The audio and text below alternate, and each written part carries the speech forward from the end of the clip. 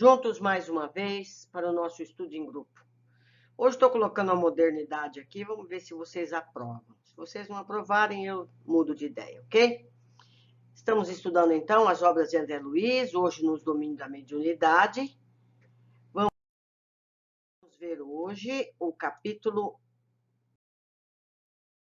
22, Emersão do Passado. Em companhia do assistente, tornamos a segunda reunião semanal do grupo presidido pelo irmão Raul Silva, a cuja organização nosso orientador não regateava simpatia e confiança. O conjunto de trabalhadores não se alterara na constituição que lhe era característica. A pequena fila dos obsessos, todavia, apresentava modificações. Duas senhoras, seguidas pelos respectivos esposos, e um cavalheiro de fisionomia fatigada, integravam a equipe dos que receberiam assistência. Os médiuns da casa desempenharam caridosa tarefa, emprestando as suas possibilidades para a melhoria de várias entidades transviadas na sombra e no sofrimento, com a colaboração eficiente de Dona Celina à frente do serviço. Solucionados diversos problemas alusivos ao programa da noite, eis que uma das senhoras enfermas cai em pranto convulsivo, exclamando: "Quem me socorre? Quem me socorre?" E, comprimindo o peito com as mãos, acrescentava em tom comovedor: "Covarde, por que me apunhalar assim, uma indefesa mulher? Serei totalmente culpada? Meu sangue condenará seu nome infeliz." Raul, com a serenidade habitual, abeirou-se dela e consolou-a com carinho. "Minha irmã, o perdão é o remédio que nos recompõe a alma doente. Não admita que o desespero lhe subjugue as energias. Guardar ofensas é conservar a sombra. Esqueçamos o mal para que a luz do bem nos felicite o caminho."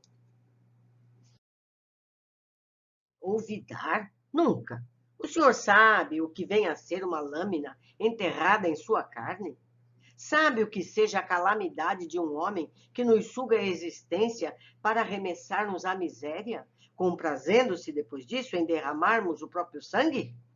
Sim, ninguém me contraria o direito de justiça, segundo as suas afirmações. Entretanto, não será mais aconselhável aguardar o pronunciamento da bondade divina? Quem de nós estará sem mácula? Esperar. Há quanto tempo não faço outra coisa? Em vão procuro reaver a alegria, por mais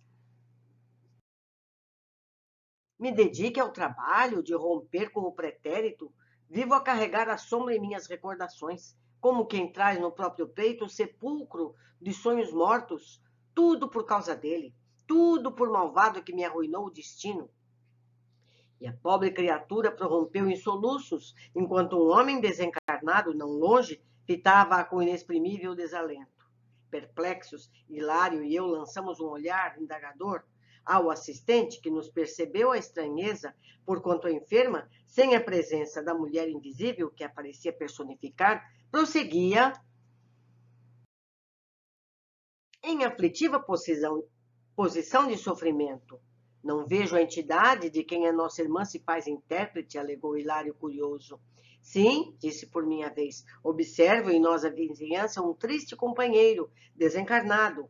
Mas se ele estivesse telepaticamente ligado à nossa amiga, de certo a mensagem definiria a palavra de um homem sem as características femininas da lamentação que registramos. Em verdade, não notamos aqui qualquer laço magnético que nos induza a assinalar fluidos teledinâmicos sobre a mente da médium." Aulus afagou a fronte da doente em lágrimas, como se lhe auscultasse o pensamento, e explicou: "Estamos diante do passado de nossa companheira. A mágoa e o azedume, tanto quanto a personalidade supostamente exótica de que dá testemunho, tudo procede dela mesma. Ante a aproximação de antigo desafeto, que ainda a persegue de nosso plano, revive a experiência dolorosa que lhe ocorreu em cidade do velho mundo no século passado e entra em seguida a padecer insopitável melancolia. É um caso de animismo. Ela fala a própria sensação. Isso não é errado, como a maioria acha. Ela está tendo uma rememoração do passado. Vamos continuar. Recomeçou a luta na carne, na presente encarnação. Possuída de novas esperanças, contudo, tão logo experimenta a visitação espiritual do antigo verdugo, que a ela se enleia, através de vigorosos laços de amor e ódio, perturba-se-lhe a vida mental, necessitada de mais ampla reeducação. É um caso no qual se faz possível a colheita de valiosos ensinamentos. Isso quer dizer, então, a frase de lado ficou, porém, no ar, porque o instrutor lhe redefiniu o pensamento, acrescentando: isso quer dizer que nossa irmã imobilizou o grande coeficiente de forças do seu mundo emotivo em torno da experiência que nos referimos, a ponto de semelhante cristalização mental haver superado o choque biológico do renascimento no corpo físico, prosseguindo quase que intacta. Fixando-se nessa lembrança, quando insta de mais perto pelo companheiro que lhe foi refletido algoz, passa a comportar-se qual se estivesse ainda no passado, que teme em ressuscitar. É então que se dá a conhecer como personalidade diferente, a referir-se à vida anterior. Sorrindo, paternal, considerou: sem dúvida, em tais momentos, é alguém que volta do pretérito a comunicar-se com o presente, porque ao influxo das recordações penosas de que se vê assaltada, centraliza todos os seus recursos mnemônicos tão somente no ponto nevrálgico em que viciou o pensamento. Para o psiquiatra comum, é apenas uma candidata à insulinoterapia ou ao eletrochoque. Entretanto, para nós, é uma enferma espiritual, uma consciência torturada, exigindo amparo moral e cultural para a renovação íntima, única base sólida que lhe assegurará o reajustamento definitivo. Analisei-a com atenção e concluí. Mediunicamente falando, vemos aqui um processo autêntico de animismo. Nossa amiga supõe encarnar uma personalidade diferente quando apenas exterioriza o mundo de si mesma. Poderíamos, então, classificar o fato no quadro da mistificação inconsciente? Interferiu Hilário, indagador. Aulus meditou um minuto e ponderou. Muitos companheiros matriculados no serviço de implantação da nova era, sob a égide do espiritismo, vêm convertendo a teoria animista num travão injustificável, a lhes congelarem preciosas oportunidades de realização no bem. Certo? É normal isso. Porquanto não nos cabe adotar como justas as palavras mistificação inconsciente ou subconsciente para batizar o fenômeno. Na realidade, a manifestação decorre dos próprios sentimentos da nossa amiga, arrojados ao pretérito, de onde recolhe as impressões deprimentes de que se vê possuída, externando-as no meio em que se encontra. E a pobrezinha efetua isso quase na posição de perfeita sonâmbula, ou seja, mediunizada, porquanto se concentra totalmente nas recordações que já assinalamos, como se reunisse todas as energias da memória numa simples ferida, com inteira despreocupação das responsabilidades que a reencarnação atual lhe confere. Achamos-nos, por esse motivo, perante uma doente mental, requisitando-nos o maior carinho para que se recupere. Eu ainda diria doente emocional, para sanar-lhe a inquietação. Todavia, não nos bastam diagnósticos complicados ou meras definições técnicas no campo verbalista, se não houver o calor da assistência amiga. Nosso orientador fez ligeira pausa, acariciando a enferma, e enquanto Raul Silva continuava a doutriná-la e a consolá-la, notificou-nos bondoso: deve ser tratada com a mesma atenção que ministramos aos sofredores que se comunicam. É também um espírito imortal, solicitando-nos concurso e entendimento para que se restabeleça a harmonia. A ideia de mistificação talvez nos impelisse à desrespeitosa atitude diante do seu padecimento moral. Por isso, nessas circunstâncias, é preciso armar o coração de amor, a fim de que possamos auxiliar e compreender. Um doutrinador sem tato fraterno apenas lhe agravaria o problema, porque, a pretexto de servir à verdade, talvez lhe impusesse corretivo inoportuno, ao invés de socorro providencial. Primeiro é preciso remover o mal, para depois fortificar a vítima na sua própria defesa. Felizmente, o nosso Raul assimila as correntes espirituais que prevalecem aqui, tornando-se o enfermeiro ideal para as situações dessa ordem. Hilário, tanto quanto eu, edificado com ensinamentos ouvidos, perguntou respeitoso: e podemos considerá-la médium mesmo assim? Como não, um vaso defeituoso pode ser consertado e restituído ao serviço. Naturalmente, agora, a paciência e a caridade necessitam agir para salvá-la. Nossa irmã deve ser ouvida da posição em que se revela, como sendo em tudo a desventurada mulher de outro tempo, e recebida por nós nesta base, para que use o remédio moral que lhe estenderemos, desligando-se, enfim, do passado. É uma cirurgia. O assunto não comporta desmentido, porque, indiscutivelmente, essa mulher existe ainda nela mesma. A personalidade antiga não foi tão eclipsada pela matéria densa como seria desejar. Ela renasceu pela carne, sem renovar-se em espírito.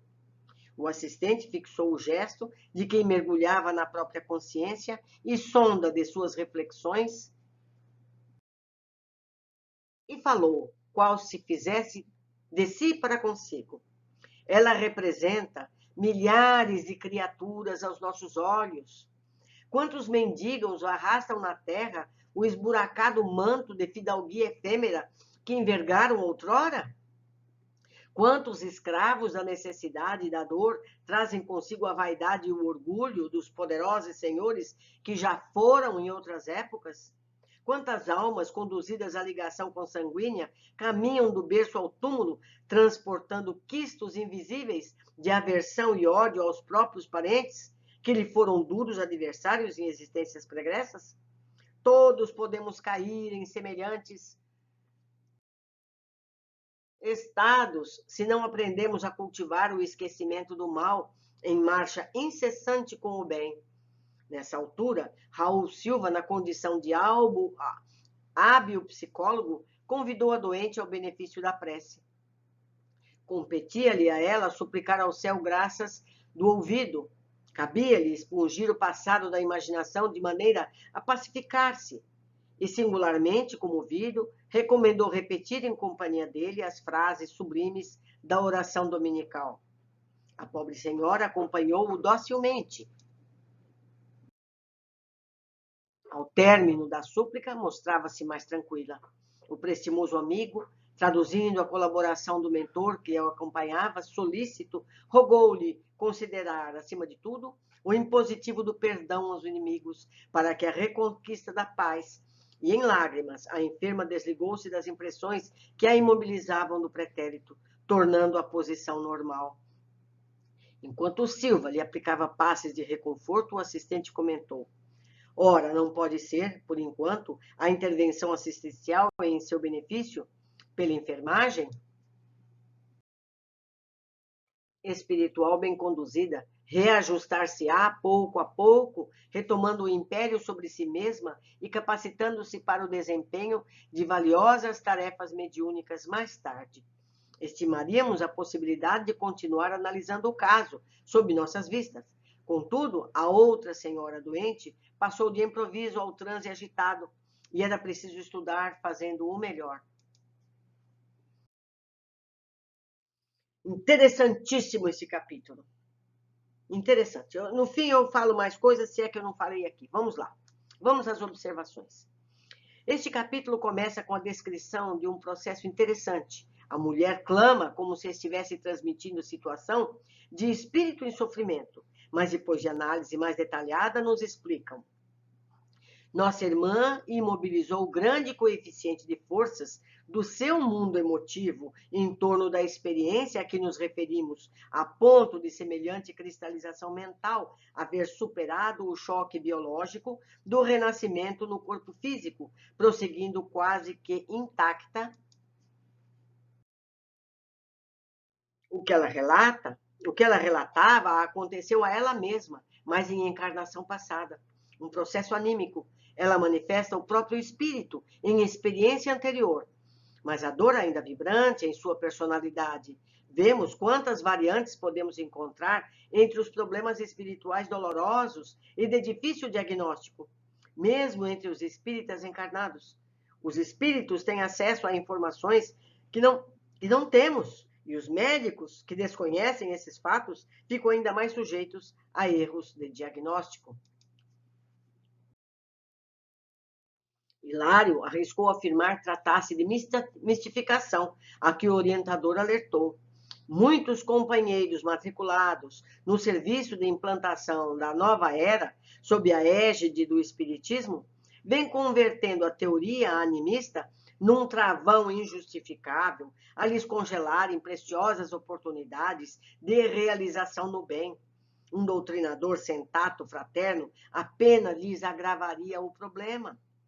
O que deve ser observado é a mensagem, ou o problema transmitido pelo médium, o paciente, pois seja como for, é um espírito a se comunicar. Não é verdade? Não importa se esse espírito está encarnado ou não, fixar na mensagem ou no próprio problema, ou, com amor, receber e tratar. O orientador fala dos muitos que existem encarnados, acreditando-se outras personalidades por estarem ainda fixados em uma vida anterior, sentem-se deslocados na nova vida. Todos podemos cair em semelhante estado se não aprendemos a cultivar o esquecimento do mal em marcha incessante com o bem. A gente vê quantos desses estão nos hospícios, porque se julgam um rei, um comendador, isso ele foi no passado. Um senhor de terras, um senhor de escravos, um rico ou um miserável. Não é verdade? Não existem pessoas assim, que são uma coisa, mas se comportam como outra? Todos nós podemos cair nessa situação. E ele lembrou bem no capítulo. Quantas pessoas não renascem com os mesmos enganos contra parentes, detestando um pai, um irmão, não é? Uma tia, um avô, que seja. Por quê? Porque são os desafetos do passado. Meus amigos, eu coloquei aqui uma nova forma de passar os arquivos. Eu achei que ele tira a fluidez da leitura. Eu não sei se continua assim ou se deixo de outra forma. Eu espero que vocês me digam o que preferem, ok? Os próximos eu vou fazer como antes. E aí a mudança fica para o próximo livro ou não, ok? Fica aqui o meu e-mail para que vocês façam contato comigo e me esclareçam algum erro que eu tenha tido, porque para mim é uma alegria fazer contato com vocês. Um abraço, até o próximo capítulo.